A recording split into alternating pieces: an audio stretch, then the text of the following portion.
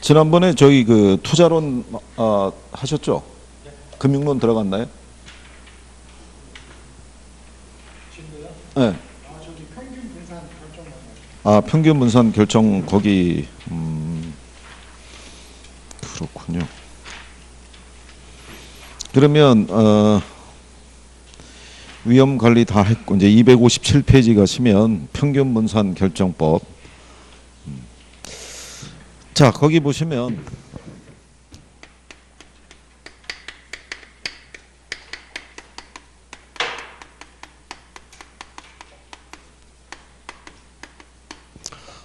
평균 분산 결정법이라고 하는 건요.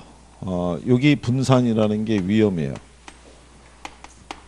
근데 투자자는 위험의 크기만 가지고는 투자를 결정할 수가 없으니까 얘하고 비교하는 거예요.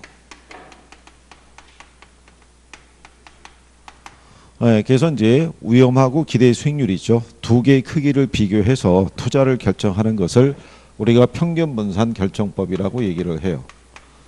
그러면 이 평균 분산 지배 원리라고 얘기를 해요. 요 지배 원리라는 건 뭘 얘기하냐면요. 두 개 투자 대안이 있을 때 두 개 투자 대안에 뭐가 같으면요. 기대 수익률이 만약에 같으면 위험이 작은 투자안이 또 다른 투자안을 지배한다는 얘기고요. 만약에 뭐가 같으면요. 위험이 같으면 기대 수익률이 큰 투자안이 또 다른 투자안을 지배한다. 이제 이런 얘기가 되는 거예요. 그러면 이제 예를 들어서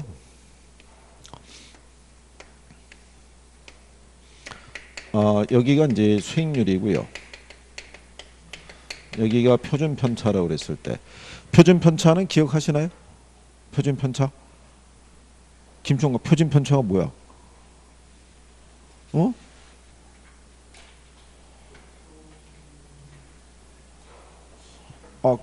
이쪽에 계신 분은 고기 있으시면 조금 불리해요. 자리를 이쪽으로 오시는 게 더 나아요. 그래 괜찮았어요? 예. 표준 편차가 뭐예요? 표준 편차가 뭐? 이 표준 편차는요. 위험의 크기 얘기하는 거예요. 그러니까 예를 들어서 기대 수익률로부터 벗어나는 변동성의 크기를 측정한 거를 표준 편차라고 그래요.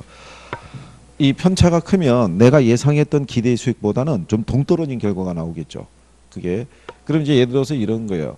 A하고 B의 두 개의 투자 대안이 있는데 얘도 수익률이 8%고요. 얘도 수익률이 8%예요. 근데 얘는 표준 편차가 2%고요. 얘는 표준 편차가 4%라는 얘기예요. 그럼 우리는 A와 B 중에 뭐를 선택하겠어요? 그럼 A를 선택하는 거예요. 지난 시간에 표준 편차 이거 그림 그려서 한 거 기억 안 나시나요? 이거 기억 안 나나요? 이거 해드렸잖아요. 손전은 안 나와서 못 들었고, 이거 해서 이렇게 해드렸잖아요. 좌우 대칭이 같으니까. 그러니까 두 개의 기대 수익률은 같은데 A에 비해서 B는 편차가 크잖아요. 기대수부터 벗어나는 정도가. 그죠? 그러면 우리는 기대 수익률이 같으면 뭐가 작은 애를 표준 편차가 작은 애를 선택을 하죠. 그럼 만약에 C하고 D가 있어요. 자, 얘들의 표준 편차가 각각 이렇게 7%인데요. 얘는 수익률이 12%고요. 얘는 14%예요. 그러면 C하고 D 중에는 뭐를 선택하겠어요? 그러면 D를 선택해야죠. 뭐가 같으면요. 위험이 같으면 뭐가 큰 거? 수익이 큰 거. 수익이 같으면 위험이 작은 거. 그렇죠? 그러면은 A라는 투자는 B를 지배할 수 있겠죠. 그 다음에 D는 C를 지배할 수 있을 거 아니에요. 그게 지배 원리라고요. 기대 수익률이 같으면 뭐가 작은 애가? 위험이 작은 투자안이. 위험이 같으면 뭐가 큰 애가? 기대 수익률이 큰 애가 또 다른 투자안을 지배할 수 있다는 거예요. 그죠? 근데 이 방법의 단점은 뭐냐면 이게 같아야 돼요. 이게. 만약에 A하고 D를 놓고 선택을 하라고 그러면 어느 게 더 나은 투자 대안인지는 이 방법을 통해서는 구별이 안 돼요. 왜냐하면은 A는 위험이 작죠. 근데 수익도 작고. 근데 얘는 수익이 크지만 위험도 크잖아요. 예, 그래서 이 문제를 해결하기 위해서 등장할 수 있는 게 그게 포트폴리오를 구성하거나 아니면 변이계수 등을 활용하거나 또는 위험에 대한 투자자의 성향에 따라 달라질 수도 있다라고 이렇게 보시면 돼요. 예, 그래서 이제 그 내용 관계를 정리하시면 되겠죠. 그래서 그 밑에 이 박스 안에 대한 내용이 있을 때 지금 거기 뭐 끝에 가면은 뭐 변이계수 뭐 이런 거 있는데 그런 거는 그냥 지금은 참고하셔도 돼요. 무슨 말인지 아시겠나요? 거기 박스에 대한 내용 이해하겠어요? A하고 B의 평균 수익률이 보면은 10%죠. 10%인데 표준 편차가 A는 2.8이고 B는 3이잖아요. 그럼 우리는 A와 B 중에 뭐를 선택하겠어요? A를 선택한다 이런 얘기예요. 그래서 그 밑에 가면 투자한 A와 B라고 돼 있죠. 부동산 A와 B의 평균 수익률은 10%로서 양자가 동일한데 표준 편차가 A가 더 작다는 얘기죠. 그러니까 A가 누구를 지배한다는 얘기예요. B를 지배할 수 있다 이런 얘기인 거예요. 문맥을 보고 이해할 수 있겠어요? 예, 그러시면 된 거고요. 자, 그 다음에 이제 뒤로 넘어가시게 되면요. 위에서 네 번째 줄에 보면 동그라미 4번에 평균 분산 오류라고 해놨죠. 예, 오류에 대한 내용에서 A를 보면은 앞에서 봤듯이 서로 다른 두 투자한 중에서 어느 하나가 수익이 크면서도 위험이 크다라고 그러면 어느 것이 더 나은 건지를 판단하기가 어렵다라고 얘기를 하죠. 예, 그게 이제 평균 분산 오류라고도 우리가 얘기할 수 있는 거예요. 그래서 그런 문제를 해결하기 위해서 뭐를 활용할 수 있냐면 포트폴리오를 구성하거나 아니면은 뭐를 활용해서 변이계수를 이용해서 B에 가면 그렇게 돼 있죠. 동그라미 B를 보시면 평균 분산 오류가 나타나는 경우에 변이계수를 이용해서 의사결정을 하거나 포트폴리오를 구성해서 의사결정을 함으로써 그 오류를 뭘 할 수 있다는 거예요. 수정할 수 있다라고 얘기하는 거예요. 258페이지. 예. 그래서 이제 페이지를 한 장 넘기시면 260페이지에 가면 포트폴리오 이론이라고 나오는 거예요. 순서 입각해서. 그럼 거기 나와 있는 이 포트폴리오 이론은요.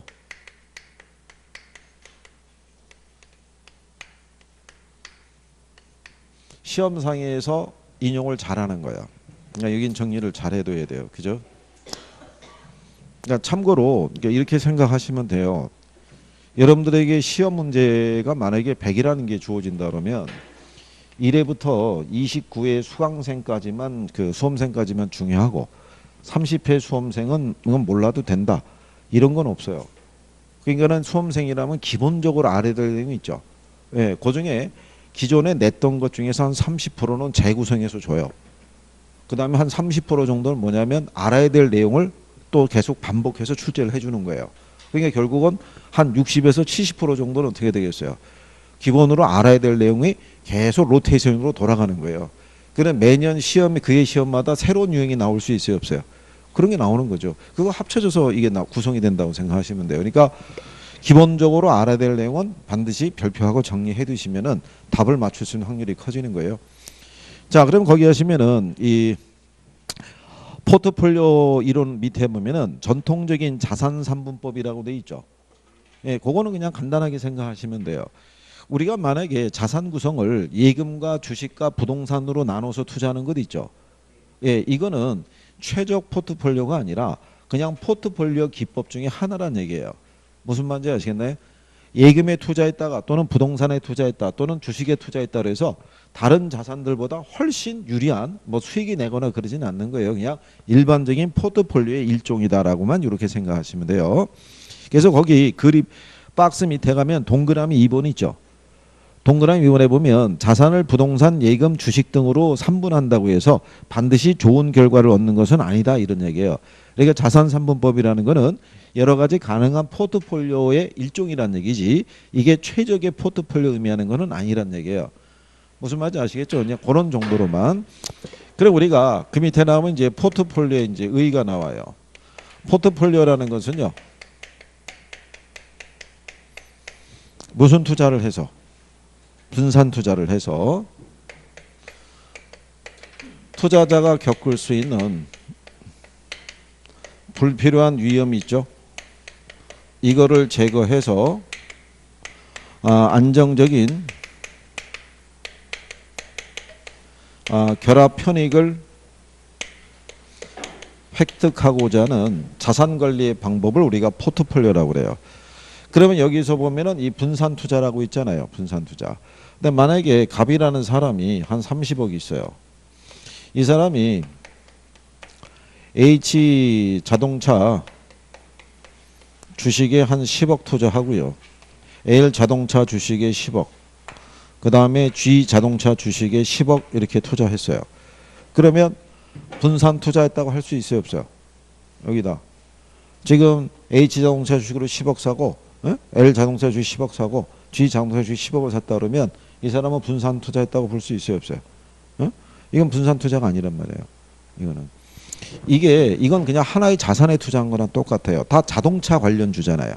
자동차 산업이 호황이면은 거기에 따른 주가 상승에 따른 차익을 기대할 수 있는데 자동차 산업이 침체기에 들어가면은 잘못하면 망할 수도 있잖아요.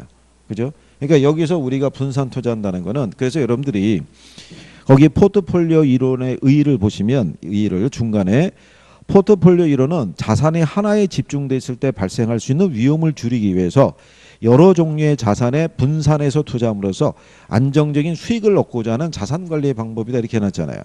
그러니까는 이렇게 투자하지 않고요. 10억 원 H자동차 주식을 사고 S전자 주식을 한 10억 사고요. 그 다음에 P철강 주식을 갖다가 10억 원어치 이렇게 구입을 하게 되면 자동차 관련주가 만약에 떨어지더라도 나머지 주에서 나타나는 수익을 가지고 우리가 상쇄시켜 갈 수 있어요, 없어요? 이전에 산업군이 틀리니까. 그래서 분산 투자의 의미가 그런 얘기라는 얘기예요. 이렇게 분산 투자하게 되면 이거는 제거할 수 있다는 거예요. 무슨 위험? 불필요한 위험은. 이 위험을 우리가 다른 말로 비체계적 위험이라고 그래요.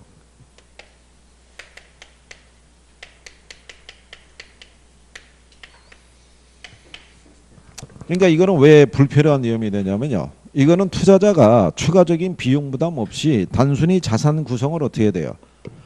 이렇게 분산해서 투자하면은 얘는 부담하지 않아도 되는 위험이 되는 거예요. 그죠? 가령 예를 들어서 이 자동차 노조가 파업을 했어요. 파업을 하면은 생산성에 차질을 빚게 되면서 주가가 떨어질 수 있겠죠. 근데 이거는 모든 산업에 영향을 주는 게 아니란 얘기죠. 이거는 이 회사의 문제란 얘기예요. 그러니까 여기는 문제가 되더라도 다른 데는 별다른 문제가 없이 돌아가기 때문에 여기서 발생하는 손실을 메꿀 수 있다 없다.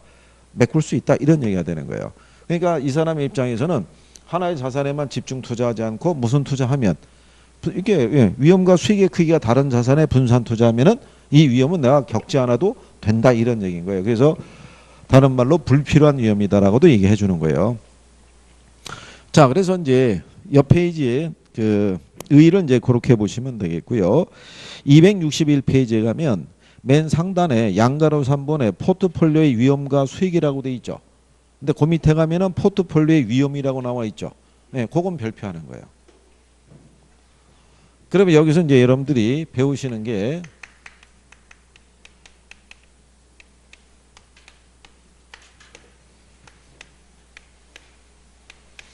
포트폴리오의 총 위험이라고 그러는데요.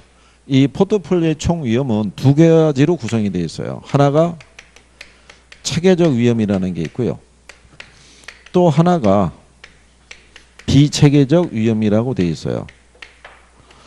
여기를 왜 또 출제자들이 잘 물어보냐면요. 일반적으로 우리가 접근해 봤을 때 체계적이 있고 비체계적이라고 있죠. 뭐가 더 문제가 많아 보여요. 근데 여기서는 그렇지 않다고요. 얘가 문제라고요.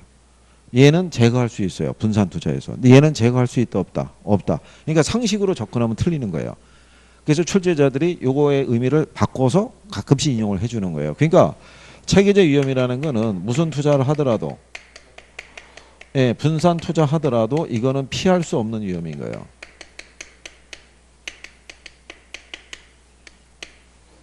그래서 여기에 들어가는 게 예를 들어서 경기에 대한 변동이라든가 또는 인플레라든가 또는 시장 이자율의 변화 뭐 이런 거예요. 얘네들이 변해서. 근데 여기는 분산 투자함으로써요. 얘는 피할 수 있는 위험이 되는 거예요. 요거는 개별 자산의 특성에서 나타나는 거예요. 그러니까 아까 얘기한 것처럼요. 우리가 이런 식으로 H자동차, S전자 이렇게 해서 나눠서 투자하면은 무슨 위험은 줄여갈 수 있다. 비체계적 위험은 줄일 수 있는데 만약에 시장에서 이자율이 상승하면은 이거는 모든 산업군에 다 영향을 줘요, 안 줘요? 다 줄 거 아니에요. 그러니까 이런 것들은 우리가 분산 투자하더라도 피할 수 없는 위험이다라고 얘기하는 거예요. 그래서 요 두 개의 용어를 잘 구별해야 돼요. 체계적 위험하고 무슨 위험? 비체계적 위험인 거예요. 그죠? 그래서 이제 그 내용 정도 정리하시면 되겠고. 그 다음에 이제 그 261페이지에 밑에서 세 번째 줄에 가면 포트폴리오 수익률의 측정 뭐 이렇게 나와 있죠. 예. 그리고 뒤에 넘어가면 포트폴리오 위험의 측정 뭐 이런 것 있죠. 그거는 지금 생략하셔도 돼요. 그거는 계산하는 거니까 그거는 지금 뭐 신경 안 써도 되고. 자, 우리가 이제 그 뒷페이지 가시면 262페이지에 하단에 가면 박스 밑에 가면 포트폴리오 관리 및 포트폴리오 효과라고 돼 있어요. 그죠? 예, 그래서 이 포트폴리오 관리라는 것은 우리가 이제 여러 개의 투자 대안을 분석을 해서 그래서 위험은 뭘 하고 불필요한 위험은 제거하고 안정된 수익을 얻을 수 있는 자산끼리 조합을 해야 되겠죠. 그걸 우리가 이제 포트폴리오 관리라고 얘기를 해요. 그죠? 그러면 그거를 우리가 확인하기 위해서 263페이지 가면 상단의 그림 밑에 가면 동그라미 2번에 포트폴리오 효과라고 돼 있죠. 거기 보면 포트폴리오 효과를 찾았나요? 263페이지 상단에 가면 그림 있죠. 그림 밑에 가면은 포트폴리오 효과라고 있죠.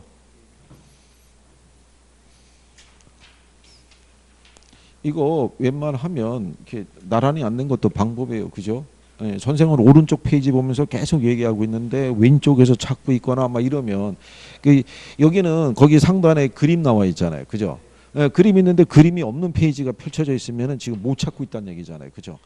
그러니까는 이게 인원이나 많아야 눈에 안 들어오니까 넘어가는데 눈에 다 들어오잖아요. 그죠? 같은 페이지인데. 그러니까 자, 여기서 지금은 기본적인 거라도 조금 해주시면 나중에 돌아올 때 조금 편하거든요. 여기 있는 거를 지금 이렇게 쭉 돌아가는 게 아니라요. 이 안에서 기본적으로 알아야 될 내용만 기본적으로 설명을 해요. 근데 나중에 돌아오더라도 얘는 그대로 뭐예요? 노란색이라고요. 별표라고요. 1월 달에 돌아와도. 그러니까 지금 별표하는 거는 끝날 때까지 별표인 거예요. 무슨 말인지 아시겠죠? 네. 그리고 여기 있는 이제 이 포트폴리오 효과라고 되어 있어요. 포트폴리오 효과라는 것은요. 분산 투자를 통해서 동일하거나 더 높은 수익을 획득하면서도요. 뭐는 줄이는 거, 위험을 줄이고자 하는 것을 우리가 포트폴리오 효과라고 얘기를 해요. 그래서 거기 보면 포트폴리오 효과란 자산을 분산해서 투자함으로써 비체계적 위험을 줄이는 효과를 의미한다고 돼 있죠. 그러니까 이는 어느 하나의 자산에 집중해서 투자하는 것과 비교했을 때 동일한 수익을 유지하면서도 뭐는 줄일 수 있다는 거예요. 위험. 그러니까 이게 동일하거나 더 큰 수익을 얻을 수 있으면서도 뭐는 줄일 수 있다. 위험을 줄일 수 있다는 거죠. 그러니까 이런 과정이죠.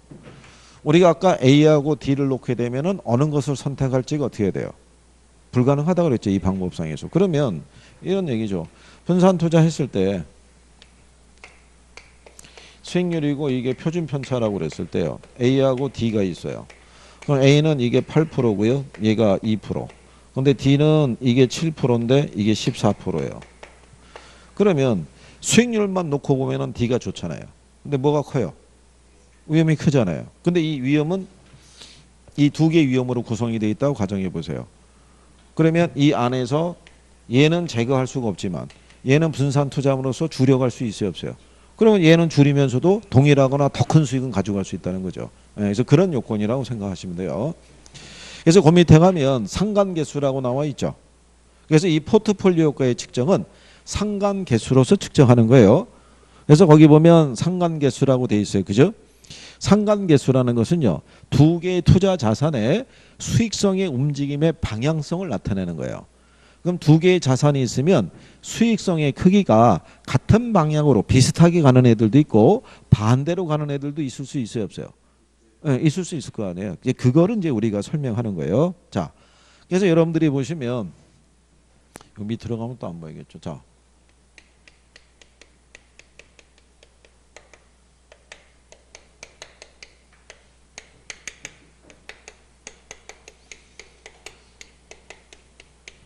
투자대한 A와 B의 상관계수는요. 크기가 마이너스 1에서부터 1까지 존재해요. 여기서 그러면 여기서 마이너스 1일과 이제 요 1의 의미를 살펴보시게 되면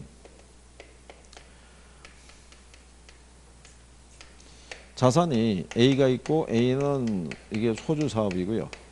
B가 맥주 사업이라고 가정하자고요. 자, 그러면 맥주는 여름에는 매출이 크죠. 근데 겨울에는 매출이 어떻게 돼요? 부진하죠. 예, 그러면 맥주 회사 입장에서는 뭐에다 나눠서 투자하면 소주 사업에 나눠서 투자하게 되면 얘는 여름에는 매출이 부진하지만 겨울에는 매출이 어떻게 돼요? 커지잖아요. 그러면 여기서 발생하는 리스크를 여기서 발생하는 수익으로 상쇄시켜 갈 수 있어요, 없어요? 그래서 여러분들이 우리나라에 보면은 하이트 진로라고 있죠. 원래 하이트 맥주라는 회사가 진로라고 하는 소주 회사를 합병한 거예요.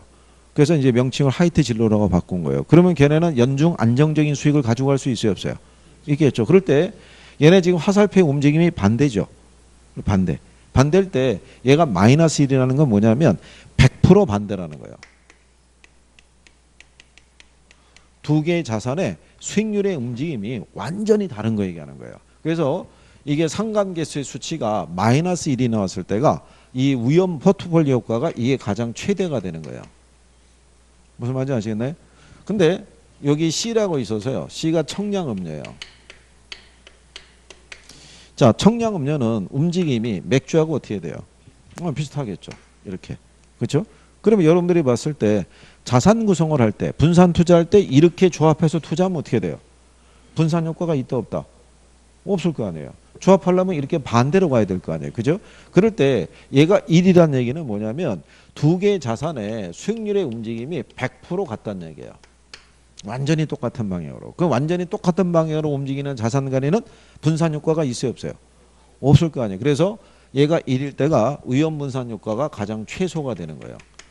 그러면 상관계수가 1일 때는 분산 효과가 있어요, 없어요? 없을 거 아니에요. 1만 아니면 있다는 얘기예요. 1만 아니라는 얘기는 만약에 예를 들어서 99.99%가 같더라도 0.001%라도 다를 거 아니에요. 그러니까 1만 아니면 무슨 효과는 있다는 거예요? 분산 효과는 있는 거예요. 1일 때는 분산 효과가 있다 없다? 없다라는 얘기예요. 무슨 말인지 아시겠어요? 그러면 분산 효과가 커지려고 그러면 움직임의 방향이 같은 방향으로 가는 자산끼리 조합해야 돼요? 반대 방향으로 가는 자산끼리 조합해야 돼요? 반대로. 무슨 말인지 아시겠죠? 네, 그래서 그 용어에 대한 거를 이해할 수 있으시면 돼요.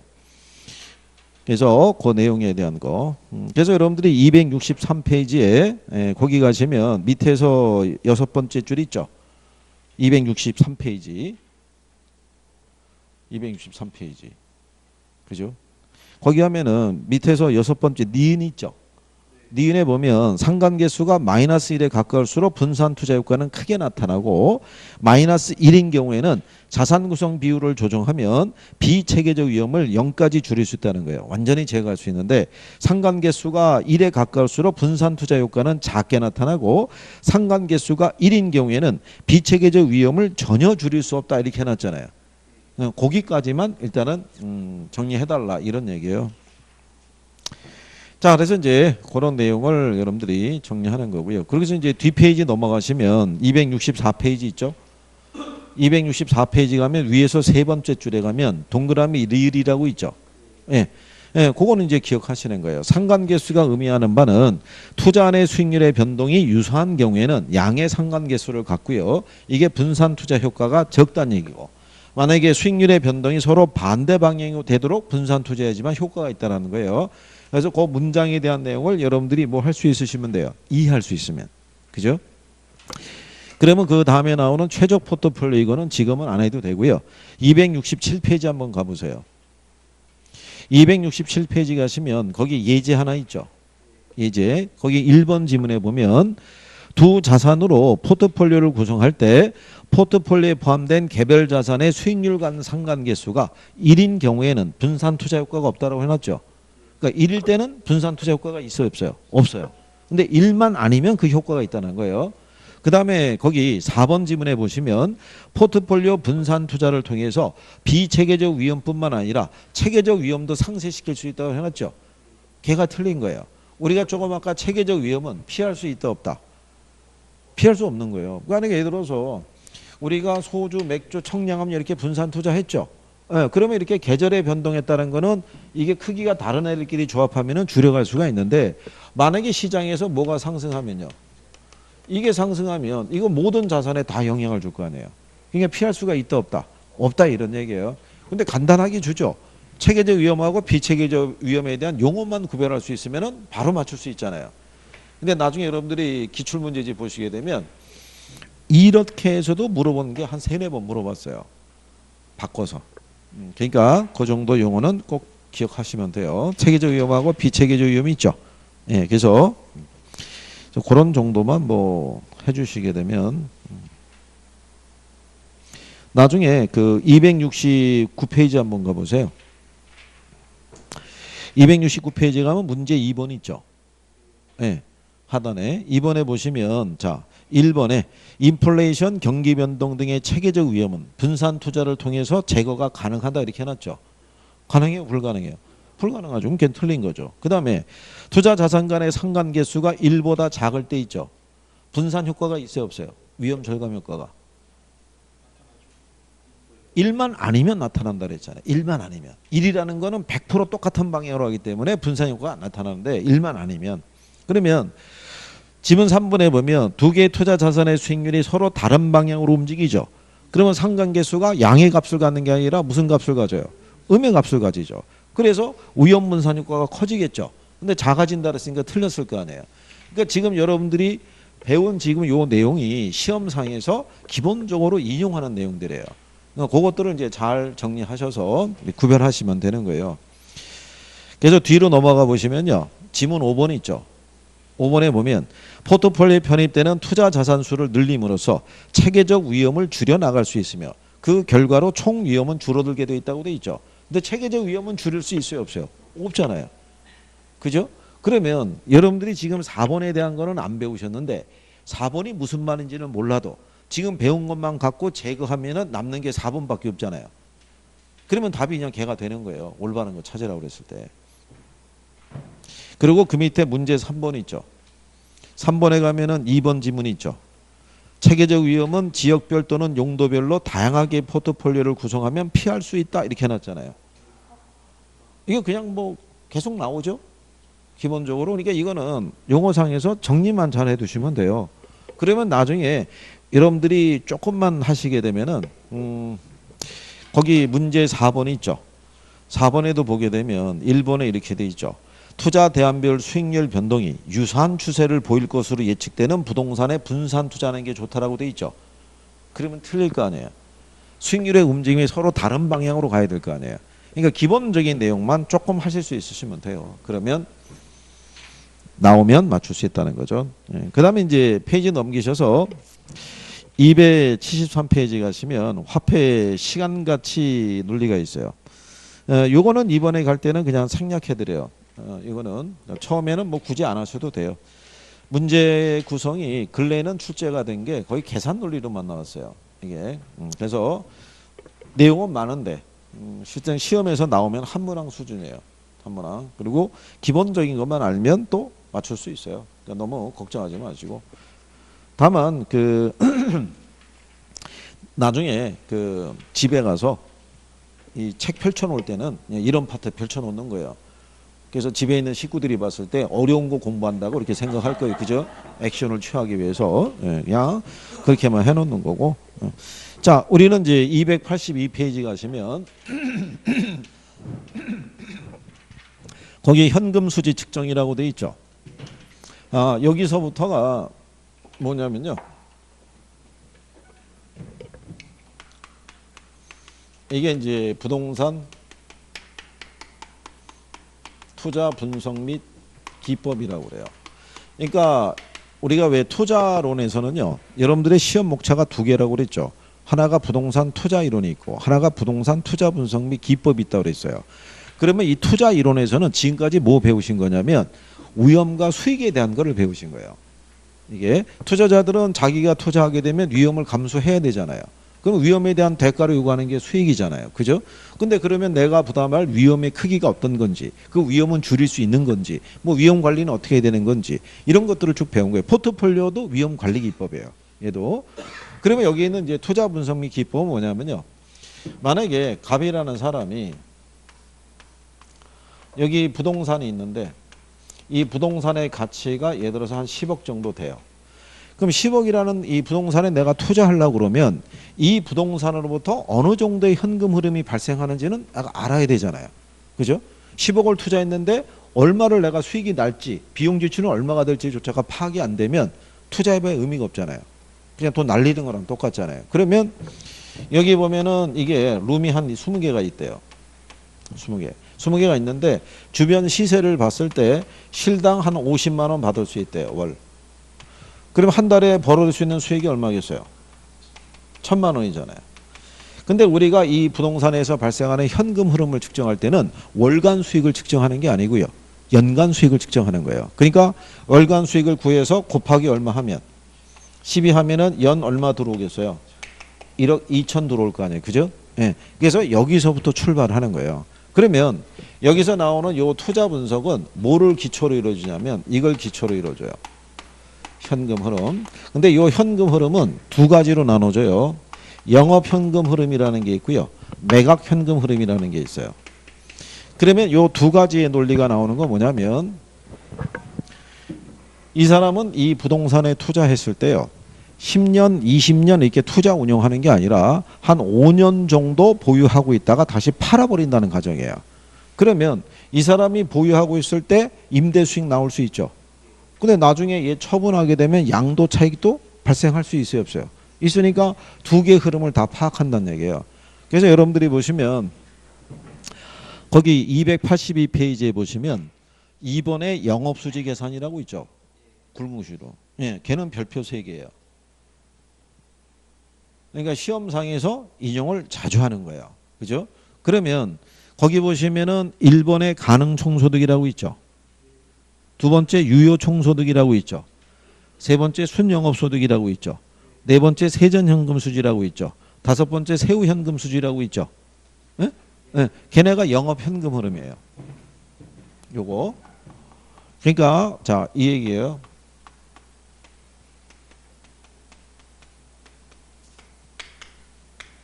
이렇게 하게 되면요. 지금 표현이 가유순전후라고 돼 있죠. 가가 뭐냐면 가능총소득, 유가 유효총소득, 순이 순영업소득, 전이 세전현금수지, 그죠? 후가 세후현금수지인 거예요. 그죠? 무슨 말인지 아시겠어요? 거기다가 이제 이렇게 빼는 거예요.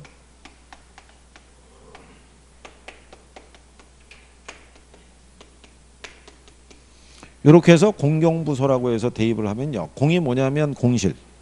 거기 보면 공실 및 대손충당금이라고 있죠. 부가 뭐냐면은 경이 뭐냐면 영업경비. 부가 뭐냐면 부채 서비스세. 그죠? 그다음에 거기 있는 소가 뭐냐면 소득세. 이렇게 하게 되면 기본적인 구성을 우리가 구별할 수 있어요, 없어요?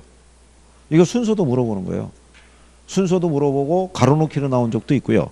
작년 문제는 얘가 1번 지문, 얘가 2번 지문, 이게 3번 지문, 4번 지문, 5번 지문 이렇게 낸 거예요. 이거를. 네, 이렇게 해서 중요한 거예요. 그리고 왜 얘가 또 기본적으로 문제를 낼 수밖에 없냐면요. 이런 거예요. 여기 요 기법이 있죠. 기법. 요 기법을 보면은 할인 기법이라는 게 있고요. 비할인 기법이 있어요. 그럼 얘는 할인한다는 얘기는 여기서 발생하는 현금 흐름이 있죠. 예, 이 흐름이 미래에 발생하는 거니까 이거를 무슨 가치로? 현재 가치로 할인해서 이게 비교하는 방법이고 얘는 할인하지는 않고요. 1년 동안 발생하는 현금 흐름을 토대로만 투자 판단을 해요. 근데 얘네를 적용하려고 그러면 기본적으로 뭐가 파악이 돼야 돼요? 이 현금 흐름이 파악이 돼야지만 기법을 쓸 수 있다고요. 그러니까 기법을 적용하기 앞서서 반드시 뭐를 파악을 해야 된다. 그렇죠. 이걸 파악을 해야 되는 거예요. 그리고 매각에 따른 현금 흐름은요. 거기 여러분들 교재에 보시면 285페이지 있죠. 거기 가시면은 지분복귀의 계산이라고 있어요, 없어요? 있잖아요. 네, 그거 얘기하는 거예요. 그래서 매도 가격과 순매도액과 세전 지분복귀액과 세후 지분복귀액 있죠. 얘네는 요 네 가지가 매각 현금 흐름이에요. 네 가지가.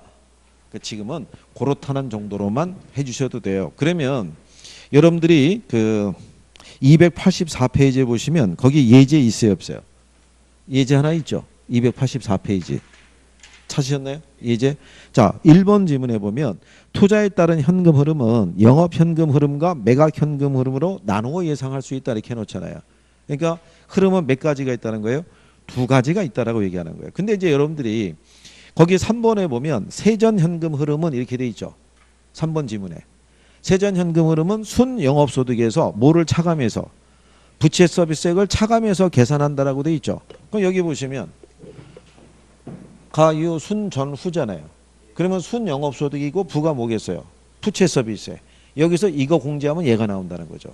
그러니까 이런 식의 지문으로 구성하기 때문에 이게 나중에 익숙하도록 정리가 돼 있어야 돼요. 무슨 말인지 아시겠나요? 지금 처음은 좀 그런데요. 나중에 자꾸 돌면 정리가 되는 거예요. 처음이니까 좀 낯설어서 그렇지. 그리고 이제 이게 처음 공부하신 분들은 이런 것도 있어요. 처음에 오면 왜 저희가 지금은 입문 과정이라고 그래서 기본적인 이런 내용들이 있다는 것만 알려드리고 넘어가잖아요. 그죠? 제 경험상 지금 이거를 쫙 풀어준다고 그래서 여러분들이 그게 기억에 고스란히 저장이 되냐면 그렇진 않아요. 아까 여러분들이 제가 표준 편차 물어봤잖아요. 기억을 못 하잖아요. 우리는 듣고 돌아서면 어떻게 돼요? 잊어먹는 거예요. 그러니까 그거를 처음에 많은 거를 드린다고 그래서 그게 효과가 있냐면 그렇지는 못하고 부담만 지울 뿐이에요. 그러니까 이제 1월 달이 들어가면 조금 더 풀어서 가요. 풀어서 가면 지금 봐서 많은 거를 기억하진 않아도 포인트 되는 거 몇 가지라도 조금 남아 있으면 그때 그거는 반복 효과가 나타나는 거예요. 그게 기본적으로 받아들일 내공이 됐을 때 그 다음 거를 조금씩 얹어 드리는 거예요. 그래서 반복을 시키는 거예요. 그러면 무난하게 맞출 수 있어요. 이게 반복이니까. 그러니까 처음에 용어가 낯설고 무슨 말인지 잘 모르는 것 같다 그래도 크게 낙담하거나 하실 필요는 없어요. 그죠? 돌면서 이 효과가 나타나는 거기 때문에. 다만 이제 당부드리고 싶은 거는 조금은 개인적인 노력이 뒷받침이 되면은 그 이해되는 정도가 빨라진다고요. 그래야지만 여러분들이 동차 합격을 해서 나갈 수 있다는 거예요. 이게 천천히 가면은 아니 그냥 1차만 목표로 한다 그러면은 선생님이 잔소리 안 하죠. 그냥 이 상태로 쭉 가면은 무난하게 1차는 합격하는 거죠. 근데 뭐를 합격해야 되니까? 동차 합격을 해야 되는 거예요. 그래야지 깔끔한 거예요. 어? 이번에 저기 합격하신 거니까 사전교육 받잖아요. 사전교육 나중에 하기 전에 개업형이 사전교육 받아야 돼요. 그 양반은 사전교육을 받는 장소가 제주도로 잡았더라고요. 제주도에서 한 2박 3일은 사전교육 받고 일정은 한 일주일 짜가지고 글로 간 거예요. 글로. 그러니까 얼마나 깔끔해요. 그죠? 네. 이거 시험 끝나고 해외여행 뭐 예약돼 있는 사람 굉장히 많아요. 시험만 끝나면 잘 봤든 못 봤든 간에 무조건 그냥 타고 출국이라고 다음날. 그렇게 해서 간 사람들 굉장히 많아요. 근데 출국할 때 가급적이면 합격을 한 상태에서 출국하면 얼마나 가볍겠어요. 그죠? 비행기도 가볍고 참 좋은데 떨어진 상태로 출발하면 다 무거운 거예요. 그러니까 잘 마무리하시면 돼요. 괜찮으니까. 그러니까 지금 여러분들이 기출에서 나온 내용 보면은 그다지 어렵지 않다는 얘기예요. 그러니까 여러분들이 287페이지 한번 가보세요. 기출 문제 있죠. 가로놓기죠. A, B, C를 물어봤죠. 그러면 저거 알면은 풀 수 있잖아요. 가유순이잖아요. 그렇죠? 근데 얘가 답을 5번에다 줬죠. 그 왜 5번에다 줬겠어요? 시간 좀 쓰라 이거죠. 일일이 맞춰보라고. 그 얘기죠. 이제 간단하게 주는 내용이에요. 그러니까 어렵게 생각하지 마시고. 자, 그래서 이거는 다음에 이제 돌아올 때 우리가 한번 정리하시면 되겠고요. 그래서 293페이지에 가면요. 투자 분석 기법이라고 있어요. 그죠? 그래서 여기에 대한 내용을 잠깐 쉬었다가 정리하고요. 여기 계산 있는 거는 뭐 신경 안 써도 돼요. 계산 있는 건.